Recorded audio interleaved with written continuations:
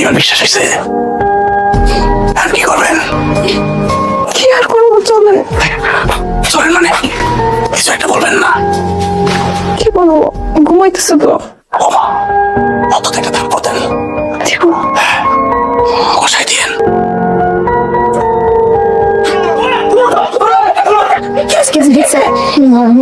আমি স্বপ্ন দেখছি আমাকে কি থাপ্পড় মারছে। উফ, স্বপ্ন নয়, বাস্তব।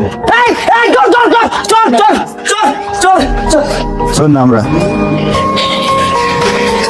রঞ্জন, তুমি এখন কেন? এখন তুমি কেন আসছো? আমার না খাবি কালকে পালানোর কথা। তুমি আমার সাথে এত বড় বাটপারি করছো, তোমার জন্য আমি কি না করছি। তোমার সাথে পালানো নিয়ে বাসায় কত ঝামেলা, আমি বাসা থেকে বের হইতে পারি না, সব আমাকে জেলখানার মতো রাখছে, আমি ভার্সিটি যেতে পারি না, ফ্রেন্ডদের সাথে দেখা করতে পারি না, আমি আমার ফ্যামিলি ছেড়ে দিয়ে চলে আসতে দিছি। আর তুমি কি করতেছো এখানে? ধনী শুয়ে আছে।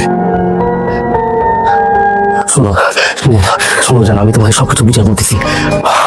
ও আমার বুটু কিচ্ছু না, ও জাস্ট আমার ছোট টুপি হয়েছে কি, আমি ঘুমিয়ে ঘরে না, আমার হাঁটার বসে আছে, আমি বলি তার ঘরে রুমে চলে আসছি।